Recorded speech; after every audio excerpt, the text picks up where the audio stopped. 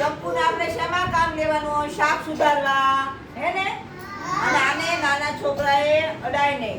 એને આપણે આમ હાથે અડાડાય વાગી જાય, અહીંયા વાગી જાય, અહીંયા નો અડાડાય. હા. પછી આ કાતર છે. કાતર શેમાં કામ લાગે? કાપડ કાપવામાં, બધી કોઈ પણ વસ્તુ કાપવી હોય તો કાપાય, કાગળ કટિંગ કરવામાં. પણ આને આપણે અહીંયા જ જલાય. આને આમ કરતા હોય ત્યારે આપણો હાથ નો આવી જવો જોવે, એવું ધ્યાન રાખવું પડે ને. આપણી સુરક્ષા ધ્યાન રાખવું પડે ને. પછી આ શું છે? બ્લેડ. તો બ્લેડ ને તો નાના બાળકોએ અડાય જ નહીં. સેજ આમ થાય ને ત્યાં ચીરો પડી જાય. એટલે આવું બધી વસ્તુ હોય તો આપણે આઘું રહેવાનું. મમ્મીને કહી દો અહીંયા બ્લેડ પડી, મમ્મી લઈ લે, મને વાગી જાય. હું હા. તો એટલે આવી બધી જો આ કાતર, આ ચપ્પુ, આ બ્લેડ, આ બધી વસ્તુથી આપણે આઘું રહેવાનું. ઘરમાં ચૂલો ગેસ જતો હોય તો ત્યાં નાના બાળકોએ જવાય નહીં.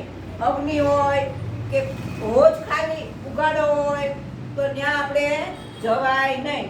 હોજનું ઢાંકણું ખુલ્લું હોય તો આપણે જવાય નહીં.